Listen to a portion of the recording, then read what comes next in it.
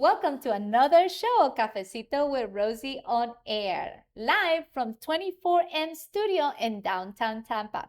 Sergio and Dandy, you guys rock. Today, I have a really good friend that we have met many moons ago, and it is an honor for me today to introduce Steve Hopper. And how are you doing today, my I'm friend? doing awesome. Excited to be here. Thanks for having me. Great. So tell me a little bit about what you do, how you help the community, and who is Steve? Oh, wow. Wow, that's a loaded question right there, Rosie.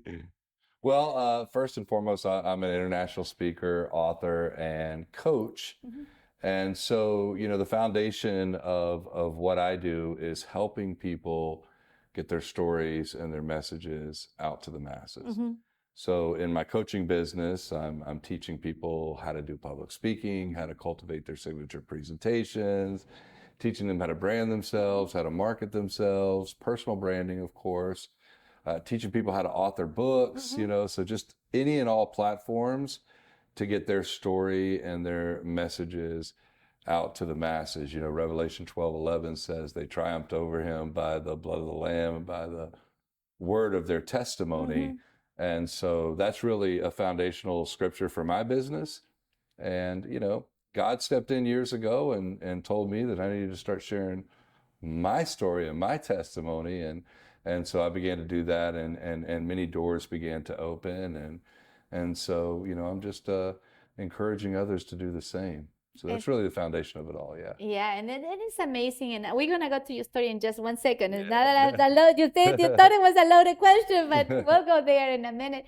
But why do you think that's important in business as an entrepreneur? Well, because people do business with people they know, like, and trust. And so a lot of times we polish ourselves up. And I did this for a long time, right? Where, I polished it all up to look like I had it all together. And so what I found was, as I was out networking in the marketplace, other people were doing that as well. And now you have two people that are sitting down that are trying to connect, but they're not really connecting Right. because it's all superficial. Right. It's not authentic. It's not real.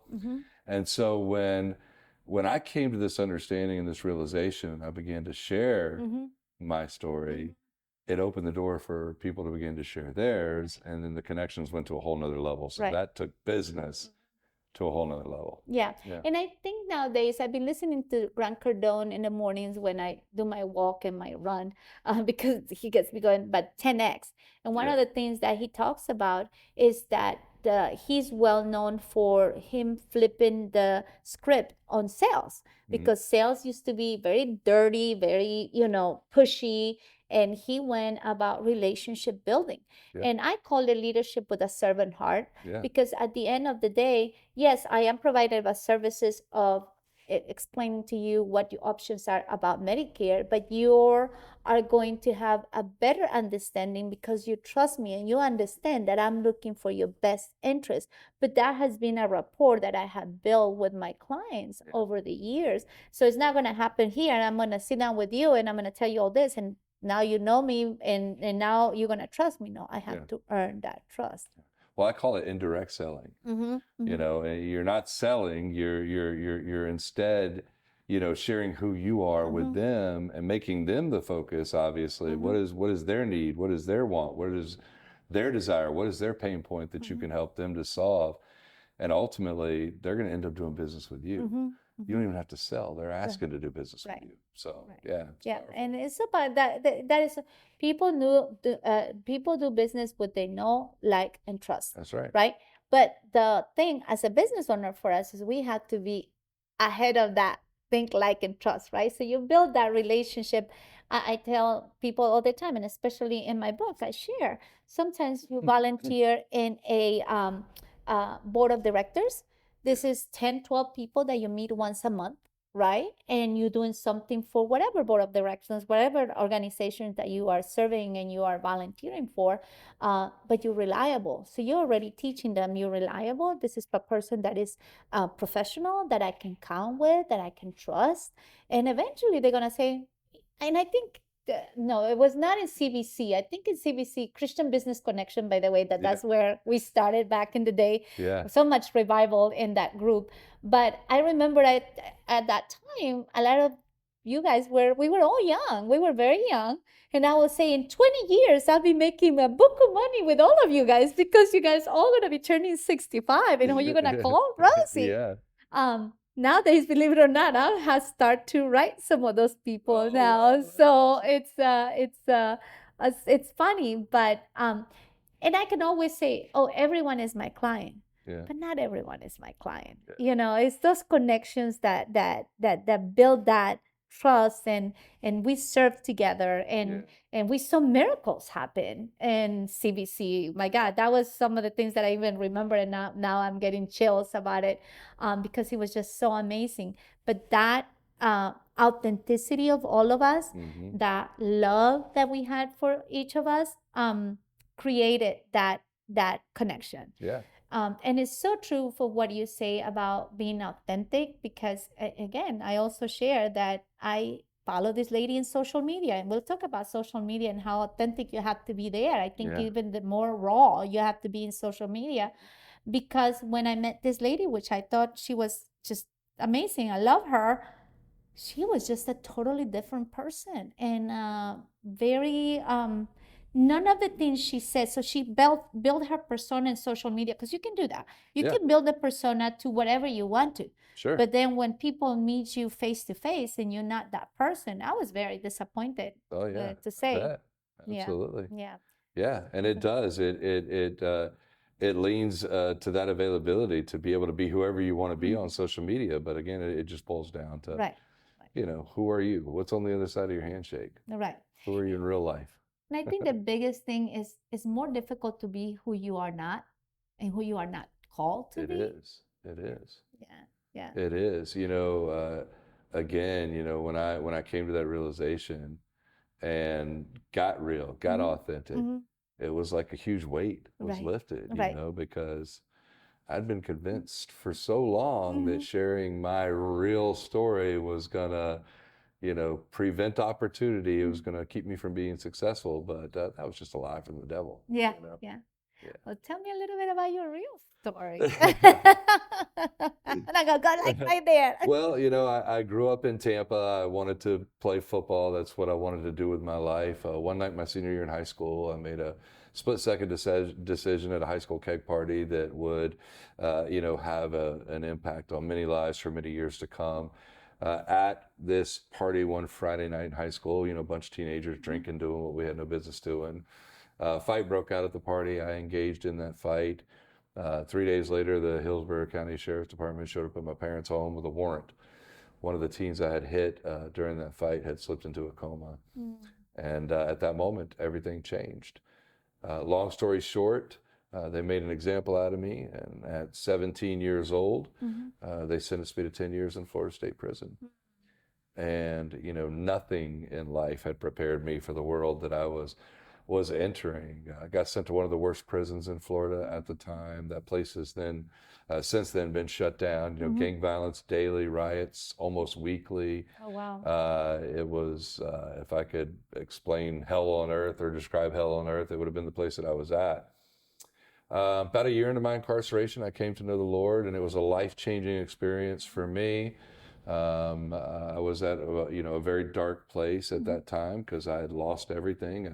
I didn't feel like my life had any purpose or meaning or hope. I was hopeless, and and got on my knees and called out to Him, and it was a game changer for me. It wasn't. I always tell people it wasn't that night on that beach when I took that swing that changed my life. It was that night in that prison cell when I called out to God that changed my life. And anyways, long story short, I ended up doing 7 years on the 10-year sentence, but I knew that if I was going to do something with my life, I needed to develop from the inside out. So I began to eat, sleep, drink every ounce of self-development material I could get my hands on. I had no idea that what I would use it for one day, or that I'd be an international speaker, author, coach, all of this stuff.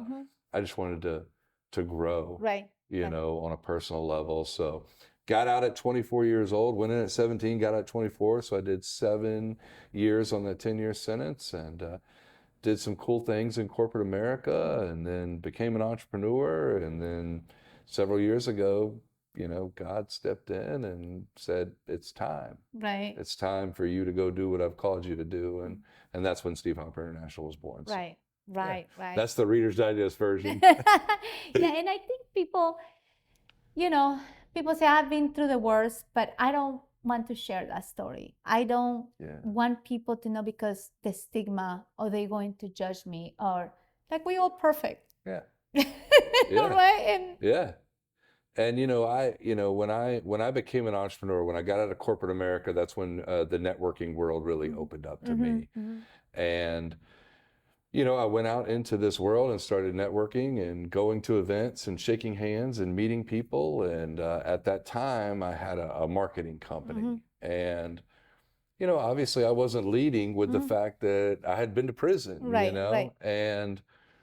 And so I was, again, I had, I believe the devil had convinced me that telling that story was a bad thing, because when you think about it, because I wasn't telling the prison story, I wasn't telling my story of salvation either. Right. And so, there I was out networking, shaking hands, again, polishing it up, looked like I had it all together. And, but the relationships were not at the level that they could be, because I wasn't bringing the real Steve Hopper to the table. And so when that happened, when I started to do that, everything changed. Yeah.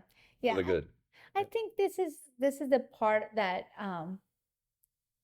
you understand grace, right? And I think what you go through, that's what why the salvation makes an impact in people's life. It's because you understand grace. Yeah. And what is grace? Grace is, you were supposed to die because you committed that sin, but somebody took your place because they love you so much. And when you have that grace, you want to change. It's like some people happen overnight, some people takes a little bit longer.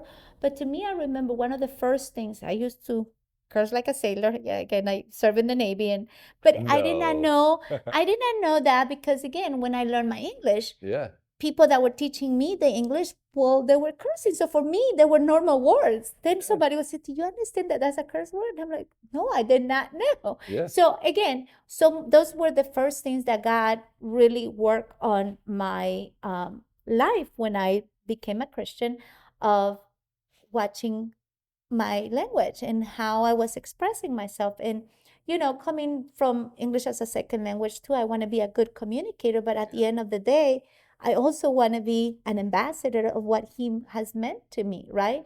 Absolutely. And slipping one or two of those not so nice words was not representing him. Right. And that's when I realized, because of the love that he died for me, I want to make this change. And it took me a little bit. I'm not saying that at the very beginning I did not, but little by little, it became that change. And now you don't see me like, you say no, but yeah, I used to, but not anymore, because I don't want to. Those words don't are really not make me feel good. It's not the Rosie I want to be. Yeah. Right. Exactly. So, yeah. So again, also the other part is you have become, again, you're an international speaker, but you're also very involved in your community. Yes. And you give back to the community with your gifting, of course. Why do you think that's important? Well, again, I think it's, we've been called to serve.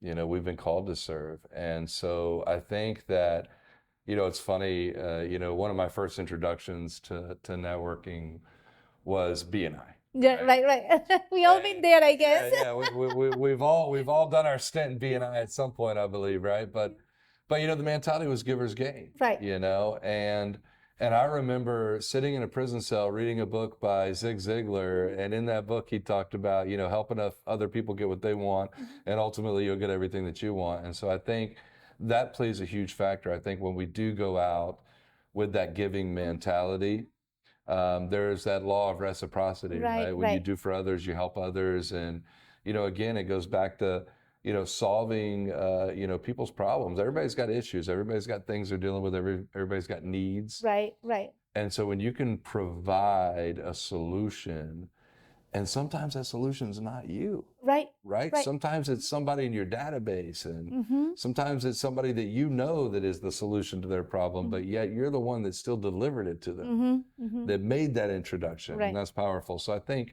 getting involved in your community and going at it with a serving mentality is huge. I started doing events Mm-hmm. in Tampa Mm-hmm. years ago because I saw a need for pulling people together. Mm-hmm. And, one of the greatest places that you can connect with people is at a personal development Right, seminar, right, right? right. Because Mm-hmm. everybody's there, they want to grow and they want to get Right. better, and everybody's all excited and fired up about their business and their future. And you get a bunch of people with that mindset Right. together, and amazing things happen. Yeah. Yeah. So yeah. And there's this favorite, one of my favorite books, and it's an Audible books, and it's The Go Giver, and Mm, it's about if I remember hearing because I did an Audible one day driving to Tallahassee, and it's about a 4 hour book if you read it all together. And now they have Go Givers for Leadership, but that book's really tells you. I couldn't understand where I've always wanted to help. That has always been my calling, other than yeah. this beautiful smile that Oh yeah. Oh everybody yeah. goes, which is It's funny. People says, contagious. "Hey, Rosie, smile." If there's a person that's gonna smile, that's Rosie. If you don't know who she is, but that has always been. I have that heart of helping.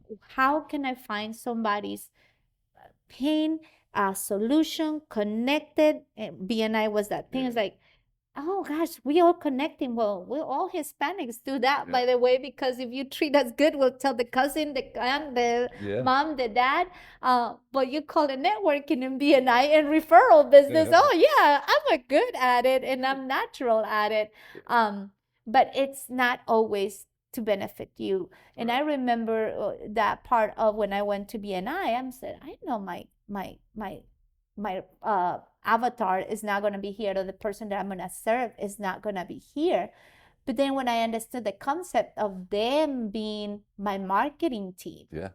and my job was to educate them so they can go out there, and when they talk to their sphere of influence, which we all have about 6 people that we talk to, they are going to be hearing for somebody that says, I have this, I can't pay for my prescription drug coverage. Do you know anybody that can help me? Oh yeah, here's Rosie. Rosie can help you. Yeah. And it's always about thinking, not because if you put blinders, you don't see the big picture. And I think that was one of those things with BNI, which again we give all the things to BNI because that's when I really understood how much of a natural networker I was. But that givers gain mentality, the visibility turns into credibility, turns into profitability was Yeah. another one of those things that Yeah. it's in my mind because of that. That's right. And yes, and you've been doing this self-development seminars and events, and I think it's so important, so important. Um, I don't think you know everything. Yeah. You always are able to learn. Yeah. Absolutely. As a leader, I think if you think you know it all, you're never gonna be able to be Yeah. successful. No, So humble definitely. yourself and understand that you're not, you don't know it all.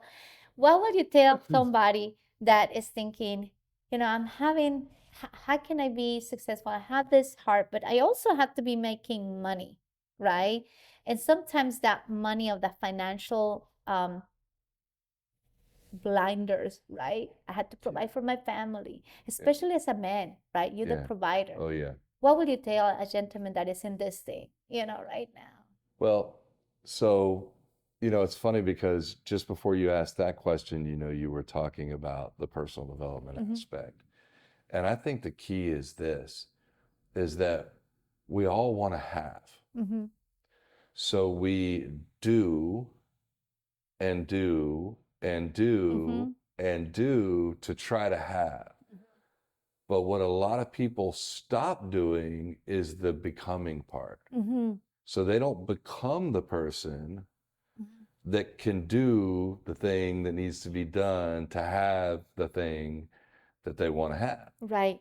So they're working themselves to death. They're networking like crazy. They're going to all the wrong places and shaking all the wrong hands, and they're just not having and getting the things that they desire or want because they haven't yet become the person that they need to be to be able to do the thing that they've been called to do, to have the thing that God has for them. Right. So it's the missing of the become part. And it goes right back to that personal development aspect. You know, because we have this financial pressure of paying the bills and making the ends meet, we're so caught up in life that we stop working on ourselves.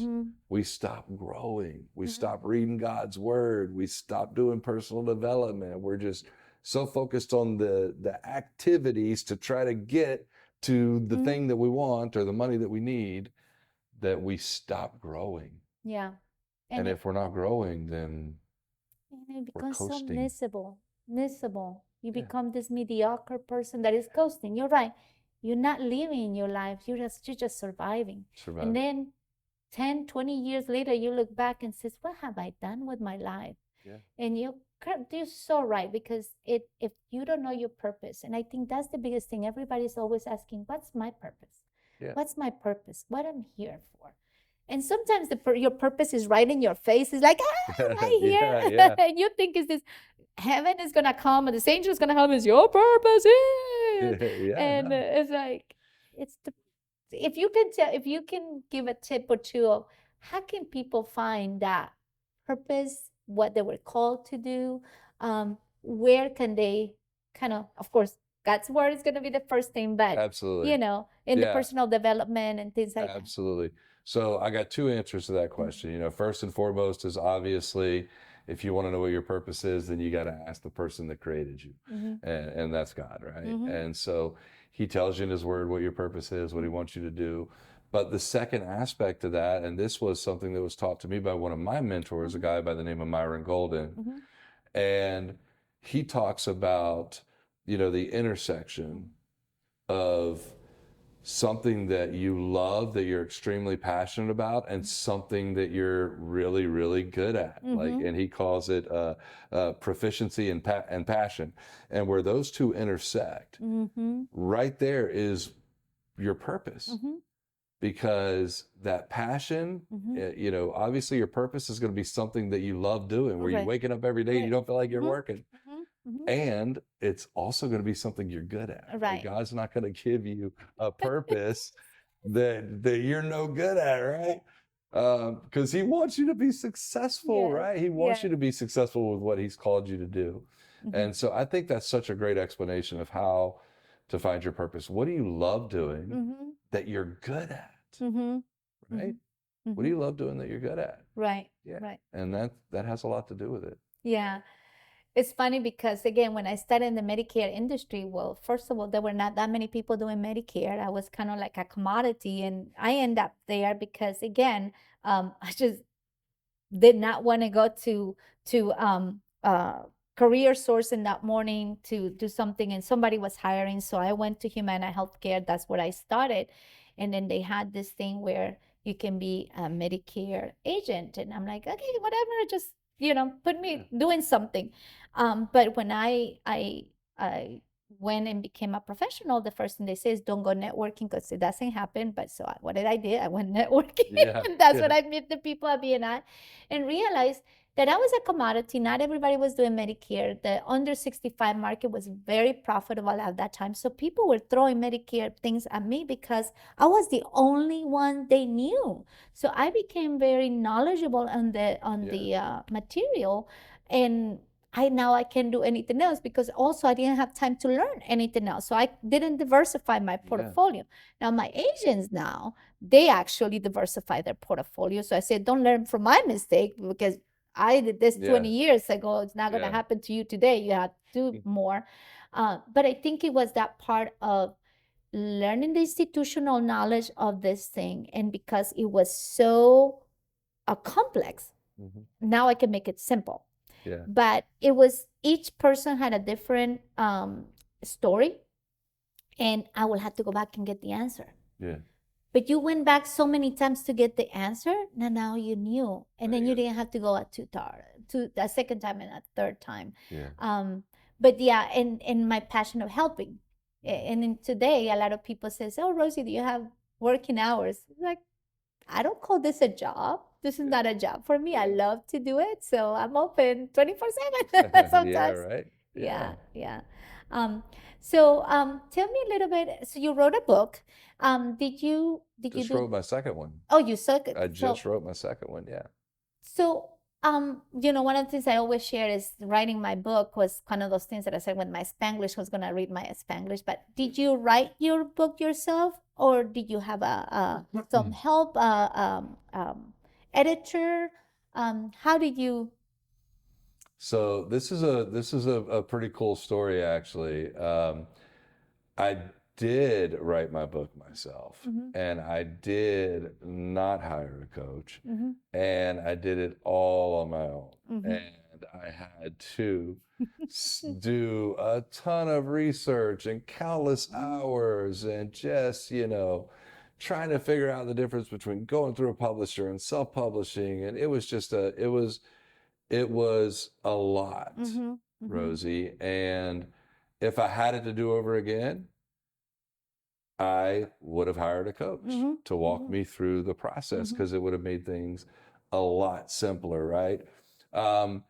I don't ever suggest to people to have somebody else write your book and or ghostwrite it as you would, And the reason I say that is because I actually started coaching people. That's an aspect of the business, is helping people write their books, because again, I made the mistake of not hiring one. And so I had to learn the hard way. So I created something called the Author Academy, where I coach people on writing their books. I think I've helped 16 people publish their books so far. And, what we focus on is, writing those autobiographies, your story, what you've learned, the lessons, the valuable lessons that you're going to leave on this earth that you've learned up to this point in your life. And I don't believe anybody else can tell that story better than you. There's a sense of accomplishment when you have sat down and you have written a book, and that book comes out and it's got your name on it, and you look at that book and you go, "Oh my gosh, I did this, I accomplished this." And if you allow somebody else to do that for you and put your picture and your name on it, you don't receive that same feeling. You don't receive that same feeling of accomplishment. So I always encourage people to write their books. It's not as difficult, right? I know we live in a society nowadays where we all want to take the easy way out and get somebody. AI, a lot of people Oh, are yeah. doing this, the AI with the books. Absolutely. And, and here's the thing, use AI. AI is amazing. I use it for so much stuff in my business, right? And so you can definitely use AI, but AI can't tell your story. Right. AI cannot tell your story like you can. Right. And so and those people that you have coached writing the book, because I know there was I believe there was one that they share like a chapter on different books. Was it you have a few people write one book, but each person writes a chapter. Oh yeah, where you have several people collaboration. Yeah, collaboration. Yes. Co-author a book. Yeah. I believe if you want to start, maybe start with that one chapter. Yeah, right? where you write a chapter in another book, and I mean, those are all good for sure. Yeah, it's a good way to start. Yeah, awesome. So we have just a few more minutes. If you would like to, what will be the one thing now that you've gone through all these years of experience and all this learning, the one thing that you probably will go back and tell the young Steve Harper. Wait 1 second. Yeah. Steve Harper. Like grasshopper. Steve Harper. Like grasshopper. Yeah. Like grasshopper. Back in the day, what would you say to him? I would say, you don't get to come back and do this again.